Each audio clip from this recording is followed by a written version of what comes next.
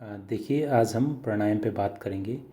वैसे तो आप सब लोगों को प्राणायाम पता ही हो क्या होता है और सब लोग करते भी होंगे, लेकिन आज हम इसे थोड़ा अलग तरीके से जानने की कोशिश करेंगे। आजकल मुख्यतः स्वामी रामदेव के प्रयासों से प्राणायाम एक घरेलू शब्द बन गया है, पर क्या वह असली प्राणायाम है या वह प्राणायाम की उच्चतम अवस्था है? पर मेरा अनुभव इस बारे में ये है कि प्राणायाम का पूरा आनंद लेने के लिए इसको अच्छी तरह से जान समझ कर ही करना चाहिए। देखिए, ये जानना और समझना ज़रूरी है कि हम क्या कर रहे हैं। इसको आप इस प्रकार समझिए, जिस प्रकार भोजन हमारे शरीर के 3 स्तरों पर प्रभावित करता है। जैसे भोजन का स्थूल भाग जो होता है वो पचकर मल बनकर निकल जाता है। सूक्ष्म भाग प्रोटीन, विटामिन, मिनरल्स बनकर हमारे शरीर को पुष्ट करने में सहायक होता है। और जो अति सूक्ष्म भाग होता है वो हमारे मन मस्तिष्क को प्रभावित करता है। कैसे? वो इस पर डिपेंड करता है कि खाना कैसे लिया गया, मतलब छीन कर खाया गया है, प्रेम से खाया गया है, किसी ने प्रेम से खिलाया है, परिश्रम से के धन से कमाया गया है या चोरी के धन से कमाया गया। वो हमारे मन और मस्तिष्क को डिफरेंट तरीके से प्रभावित करता है। ठीक उसी प्रकार प्राणायाम भी हमें 3 स्तरों पर प्रभावित करता है। सबसे पहले तो स्थूल शरीर पर ही उसका प्रभाव दिखता है कि स्थूल शरीर पर प्राणायाम का जो सांस को अंदर लेने का और बाहर छोड़ने का, पेट को फुलाने पिचकाने से जो हमारी क्रियाएं होती है, उससे हमको व्यायाम का एक फ़ायदा मिलता है। दूसरा क्या होता है कि ये कुछ महीने का अनुभव के बाद हमको धीरे धीरे प्राणायाम में आनंद की अनुभूति होने लग जाती है। परंतु इससे कहीं अधिक महत्वपूर्ण है कि प्राणायाम के सूक्ष्म शरीर पर पड़ने वाले प्रभाव शरीर प्राणायाम की से उत्पन्न तरंगों को पसंद करने लगता है और धीरे धीरे प्राणायाम में मन लगने लगता है। सामान्यतः श्वसन क्रिया में हम अपने फेफड़ों की क्षमता का लगभग 1/4 भाग ही इस्तेमाल कर पाते हैं, और प्राणायाम के अभ्यास से यह अनुपात बढ़ने लगता है और जिससे शरीर में ऑक्सीजन का प्रभाव बढ़ने लगता है और शरीर के कोने कोने में शुद्ध रक्त पहुंचने लगता है। तो आज हम जो बात कर रहे हो, हम कर रहे हैं नाड़ी शोधन प्राणायाम के बारे में। इसको जनरली हम आम बोलचाल की भाषा में आजकल अनुलोम विलोम भी कहते हैं। एक अद्भुत प्राणायाम है जिसको आप अगर रेगुलरली करेंगे या नियम पूर्वक करेंगे तो आपकी ज़िंदगी बदल जाएगी। लेकिन आज हम इसको थोड़ा अलग तरीके से करने की कोशिश करते हैं।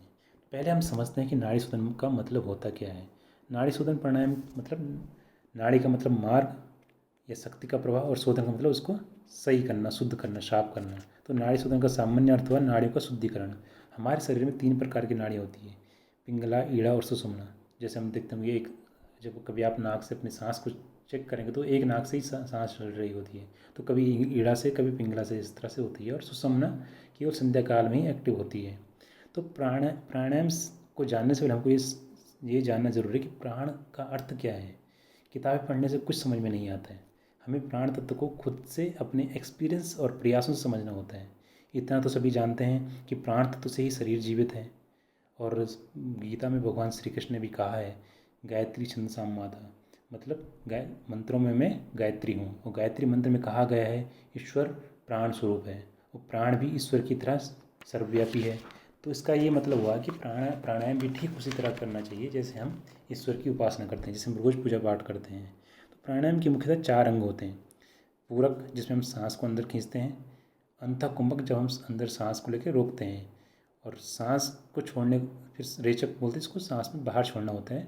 और बाह्य कुंभक, जिसमें सांस बाहर छोड़कर बाहरी रोकना होता है। तो इन प्राणायाम की इन 4 क्रियाओं को लयबद्ध ढंग से करने को प्राणायाम कहते हैं। कुछ अन्य प्राणायाम होते हैं जैसे भस्त्रिका, कपालभाति, भ्रामरी। ये केवल इस मुख्य प्राणायाम की सहायक क्रियाएं हैं। जैसे कपालभाति, भस्त्रिका करने से क्या होता है, सांस नलियाँ पहले खोलने वाली क्रिया है, इससे हमको प्राणायाम करने में आसानी हो जाती है। तो अब असली मुद्दे पे आते हैं कि आखिर हम आज किस अनोखे प्राणायाम की बात करें, किस तरह से इसको किया जाए। देखिए, आपको करना क्या है। सामान्य प्राणायाम में जैसे हम लोग करते हैं, दाहिने हाथ का अंगूठा लिया, दाहिने नासिका छिद्र को बंद कर दिया और ऊपर, और अनामिका से बाईं नासिका छिद्र के ऊपर रहे। तो ये दोनों अंगूठा और अनामिका को बारी बारी से नासिका को दबाकर उनके श्वास प्रवाह को नियंत्रित करते रहते हैं। पहले एक नासिका छिद्र से दबाकर दूसरे सांस लो, और फिर उसके बाद दूसरे नासिका छिद्र को से भी यही प्रक्रिया दोहरानी होती है। पर हमको इसमें आज करना क्या है, इसमें जो आपको मंत्र स्क्रीन पर दिख रहा होगा, ओम भू, ओम भुवः, ओम स्वः, ओम मः, ओम जन, ओम तप, ओम सत्यम, ओम तत्सवितुर्वरेण्यं भर्गो देवस्य धीमहि धियो यो नः प्रचोदयात्, ओम आपो ज्योतिरसोमृतम ब्रह्म भूर्भुवः स्वरोम। तो इसमें आपको करना क्या है, जब आप सांस अंदर खींचेंगे, रेचक जब करेंगे, उस समय मन ही मन आपको एक बार में ये मंत्र बोलना है सांस लेते समय। और फिर जब मंत्र खत्म हो जाए तो दोनों नाक को बंद कर दो फिर। और फिर अंतः कुंभक लगाना है। तो अंतः कुंभक लगाते हुए फिर से दोबारा ये मंत्र चालू करना, बोलना है और सांस को बाहर लाना है। पर बाहर आपको नासिका छिद्र को ओपन नहीं करना, खोलना नहीं है, सांस को उधर ही रोकना जब तक ये मंत्र पूरा ना हो जाए। इससे क्या होगा, आपके आज्ञा चक्र पे दबाव पड़ेगा, सांसों के द्वारा आज्ञा चक्र पे दबाव पड़ेगा और आगे आपका आज्ञा चक्र एक्टिवेट होने के चांस बढ़ जाएंगे। तो जब ये मंत्र पूरा हो जाए तो धीरे से फिर दाएं नाक को खोलें। एकदम फोर्स तो आपको लगेगा उसमें, लेकिन फोर्स लगाना नहीं, आपको सांसों पे कंट्रोल करना है। धीरे धीरे फिर से दाएं हाथ से दाएं नाक से सांसों को छोड़िए और फिर से ये मंत्र बोलिए एक बार और। इस तरह से 3 बार आपने मंत्र बोल दिया, एक साइकिल में आपने 3 बार ये मंत्र बोल दिया। और फिर बाह्य कुंभक अगर लगा सकते हैं तो एक बार लगाएं, क्योंकि शुरुआत में लगाना मुश्किल हो जाता है थोड़ा, क्योंकि सांसों पे कंट्रोल नहीं रहता उतना स्टार्टिंग में। बाद में धीरे धीरे अभ्यास के बाद होने लग जाएगा।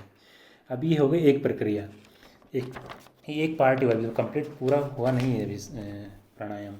फिर दोबारा हमको फिर दाएं नाक से फिर से सांस लेना है, यही प्रक्रिया दोहरानी है, मंत्र बोलना है साथ में जाते हुए। फिर अंदर अंतः कुंभक लगाना है, फिर से मंत्र बोलना है, फिर सांस को बाहर नाक तक लेके आना है। ये मंत्र ख़त्म होते ही फिर बाएं नाक को खोलना है और फिर से ये मंत्र बोल के हुए बाह्य कुंभक लगाना है। तो ये कंप्लीट एक साइकिल एक प्राणायाम का हो गया। इस तरह से आप शुरुआत में 3 से 5, 5 से 10, जितना आपकी क्षमता हो शुरुआत में, क्योंकि बहुत मुश्किल हो जाता है, आपको मुंह एकदम लाल हो जाएगा प्राणायाम करते करते।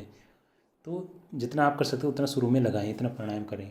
इस प्राणायाम के फ़ायदे क्या होंगे अब इस पर देखना जरूरी है। प्राणायाम के फ़ायदे डिपेंड करता है कि आपने सफलता कितनी पाई, कितनी प्रवीणता आपने इस प्राणायाम करने में पाई है। अब इसका सफलता कैसे नापेंगे?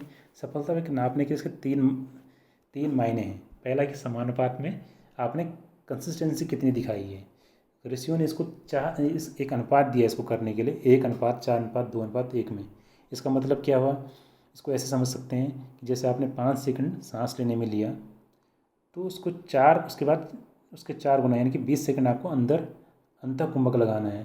फिर दो गुना मतलब 10 सेकंड में आपको उस सांस को बाहर लाना है। और फिर 1 सेकंड मतलब 5 सेकंड अगेन आपको बाह्य कुंभक लगाना है। इस तरह से 1:4:2:1 के अनुपात में आपको कंसिस्टेंटली ये प्राणायाम करना है।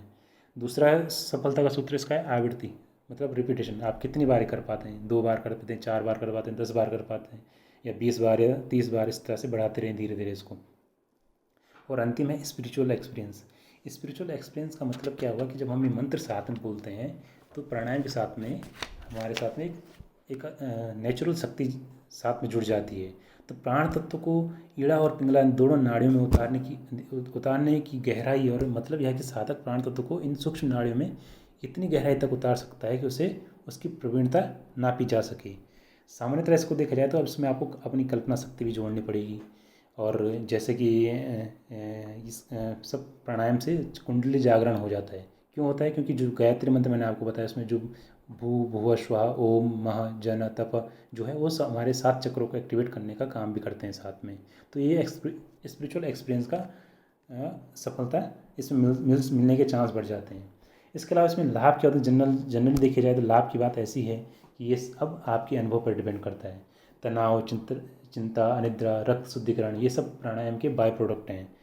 और मस्तिष्क कार्य क्षमता बढ़ना, एकाग्रता बढ़ना, ये सब जब आप ये करोगे तो आप खुद ऑटोमेटिकली आपको इतना फोकस करना पड़ेगा ये आवृत्ति को दोहराने में कि आपको ऑटोमेटिक आपका फोकस कंसंट्रेशन बढ़ना चालू हो जाएगा। तो ये सब प्राणायाम के बाय प्रोडक्ट ही हैं। जो असली उद्देश्य प्राणायाम का हो कुंडली जागरण है और ध्यान की अवस्था में प्रवेश करने का है। तो इसे इस तरह से समझिए जैसे प्राणायाम शरीर का भार कम करने के लिए, किसी रोग या किसी इलाज के लिए करना उसी तरह है जैसे कोई आपको रोटी चाहिए, दाल चावल चाहिए और आप प्रधानमंत्री से जाके मांग लग जाएं। तो ये वैसे ही जैसे स्टोर से आप डायरेक्टली कुछ मांग रही है, बाय प्रोडक्ट इसका ये सब रिजल्ट आ जाते हैं जो आपको स्क्रीन पे दिख रहे हैं। तो इसका मतलब है कि आप इसमें प्राण साक्षात ईश्वर का ही रूप है। और गायत्री मंत्र के साथ उसका संबंध स्थापित करने के बाद छोटी छोटी बातों का कोई अर्थ नहीं रहता है। इस तरह का प्राणायाम करने से अंतिम प्रतिफल आनंद ही होता है।